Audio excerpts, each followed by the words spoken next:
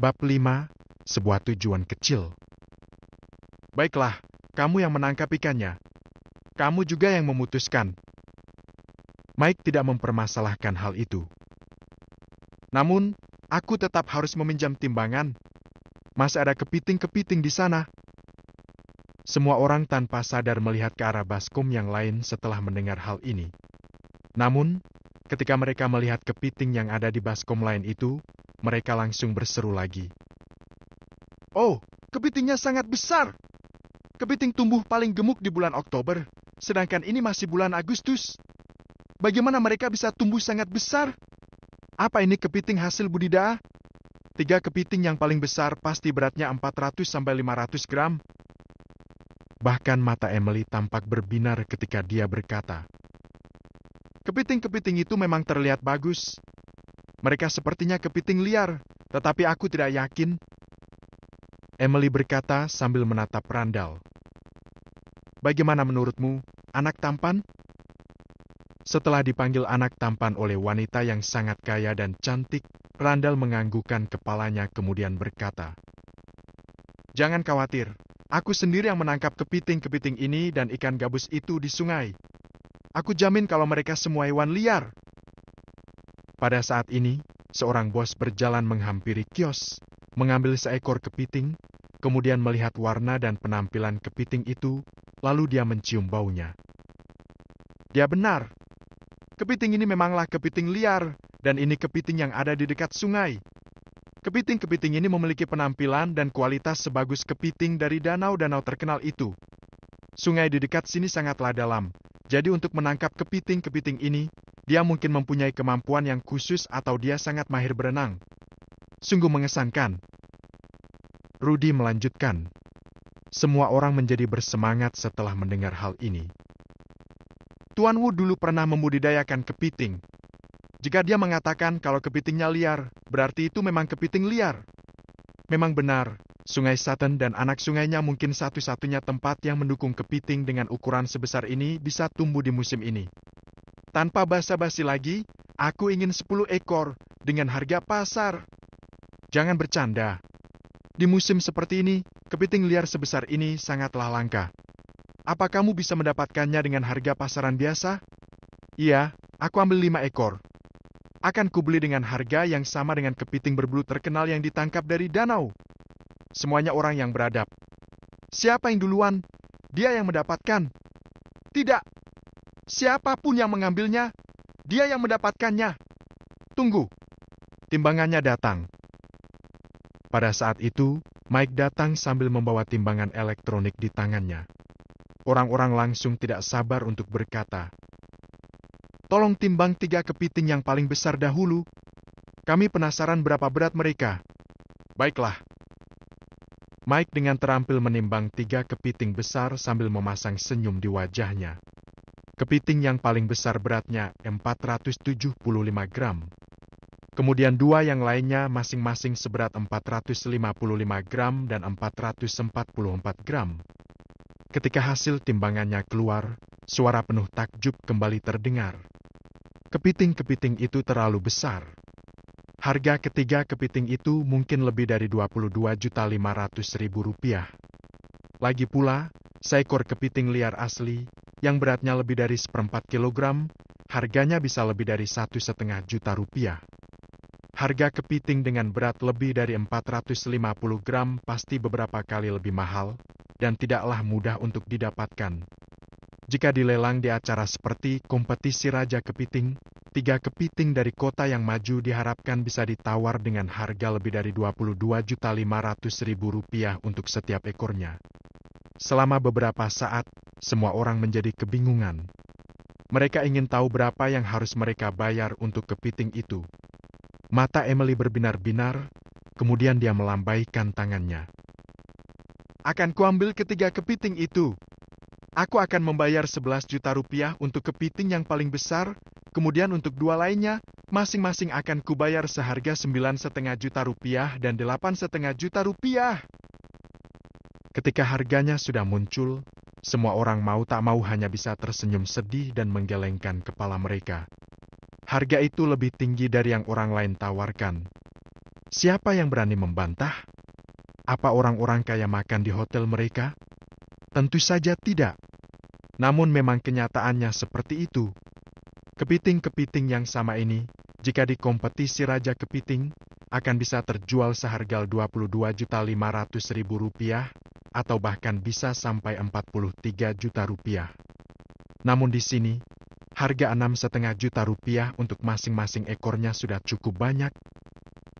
Rp11 juta, Rp9,5 juta, Rp8,5 juta, jumlahnya adalah Rp29 juta. Randall merasa sangat gembira. Kebahagiaan manusia sangatlah sederhana. Ini sangat hebat. Kemudian, Randall merasa cukup takjub ketika melihat orang-orang memperebutkan kepiting-kepiting itu. Selain 3 kepiting terbesar tadi, ada 4 ekor kepiting jantan seberat 300 gram, dan 1 ekor kepiting betina dengan berat 250 gram. Kepiting yang jantan masing-masing terjual seharga Rp2 juta, dan kepiting yang betina terjual seharga Rp2.200.000. Kepiting yang tersisa, biasanya antara 150 gram dan 200 gram, juga terjual dengan harga pasar tertinggi. Rata-rata harganya adalah Rp1.300.000 untuk 3 ekor kepiting jantan, kemudian kepiting yang betina rata-rata harganya adalah Rp1.600.000. Setelah semua kepitingnya terjual, Randall melakukan perhitungan dengan cepat. 36 ekor kepiting harganya hampir mencapai Rp54 juta. Ditambah dengan uang hasil penjualan ikan gabus, Randall dan Mike menghasilkan uang hampir sebesar Rp67 juta. Dibayar sebanyak itu sekaligus baru pertama kali ini terjadi di hidup Randall. Randall merasa sangat senang sekarang, tetapi dia juga menantikan masa depan. Sebab Randall tahu kalau hasil tangkapannya baru sebagian kecilnya saja. Ada banyak sungai di negara ini. Dunia juga memiliki laut yang luas untuk memancing. Ada kekayaan yang tidak ada habisnya di dalamnya, menunggu untuk ditemukan dan dijelajahi. Tentu saja, Randall harus melakukannya secara perlahan. Pertama-tama, dia harus menentukan sebuah tujuan kecil bagi dirinya sendiri untuk mendapatkan Rp215 miliar. Hal itu sangatlah lucu. Di sisi lain, Emily kembali ke hotelnya dan langsung mengambil foto ikan gabus dan kepiting berukuran besar itu, kemudian mengunggahnya ke internet. Setelah itu, Emily mengangkat telepon dan mulai melakukan panggilan. Halo, Tuan Page, kami telah menerima ikan gabus liar yang baru ditangkap. Panjangnya lebih dari 1 meter. Ini bisa menjadi suguhan besar bagi rekan bisnis dan teman-temanmu. Aku serius. Kamu bisa melihat foto yang aku unggah. Kamu memiliki reservasi, benar bukan? Baiklah. Nyonya Powers, bukankah kamu mengatakan kalau kamu ingin mengajak putrimu makan kepiting liar?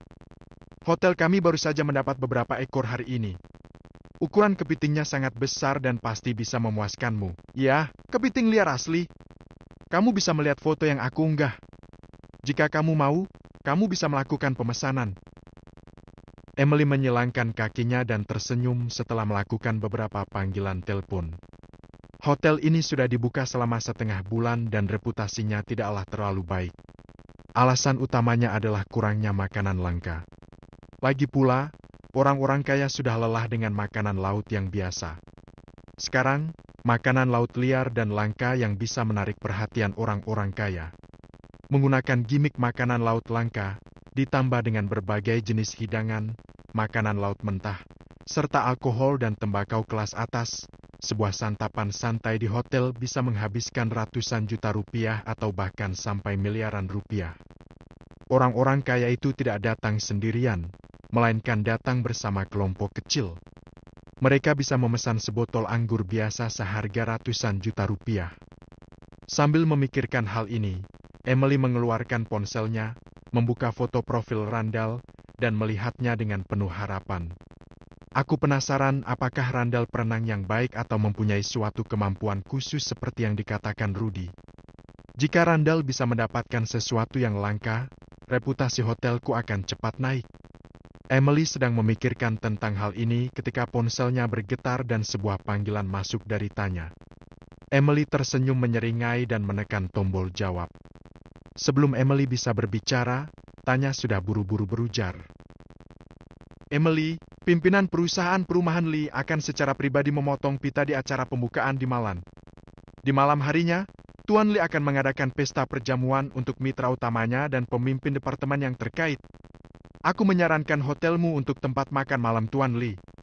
Ini adalah kesempatan yang bagus untuk mempromosikan hotelmu. Kamu harus memanfaatkannya. Apa? Emily terkejut. Saat ini, Tuan Lee sudah sampai di Malang. Kamu punya beberapa jam untuk bersiap-siap, dan aku sangat menyarankan hotelmu. Pastikan dirimu siap. Baiklah, aku akan bersiap-siap. Pasti. Emily menutup teleponnya. Teleponnya mengeluarkan suara sinyal sibuk. Emily merasa bersemangat. Pimpinan perusahaan perumahan Lee akan datang. Ini adalah kesempatan emas. Bob adalah pimpinan langsung dari perusahaan perumahan yang dia dirikan sendiri di area Bujur, dan hal ini menjadi topik perbincangan hangat di ibu kota provinsi. Kemana Bob pergi, siapa yang berinteraksi dengannya, dan siapa yang makan dengannya, semuanya dilacak. Jadi, jika dia bisa melakukannya dengan baik, hotel Emily akan mendapatkan banyak publisitas. Emily menelepon kantornya dan mengatur agar stafnya pergi ke pasar ikan dan membeli hasil tangkapan yang paling segar. Dia bahkan menghubungi beberapa temannya di kota. Namun, setelah semuanya sudah diatur, Emily masih merasa sedikit khawatir. Dia mengirimkan banyak orang pergi ke pasar ikan akhir-akhir ini, tetapi mereka jarang mendapatkan tangkapan segar yang bisa dijadikan gimmick. Untuk sementara waktu, sulit untuk menemukan teman di kota, dan makanan laut perlu waktu untuk didatangkan dari kota. Emily merasa khawatir. Emily tahu kalau dengan banyaknya nama-nama besar yang datang ke hotelnya, reputasi hotelnya juga akan sangat terpengaruh jika pihak hotelnya tidak menyajikan makanan laut terbaik. Bagaimana caranya? Emily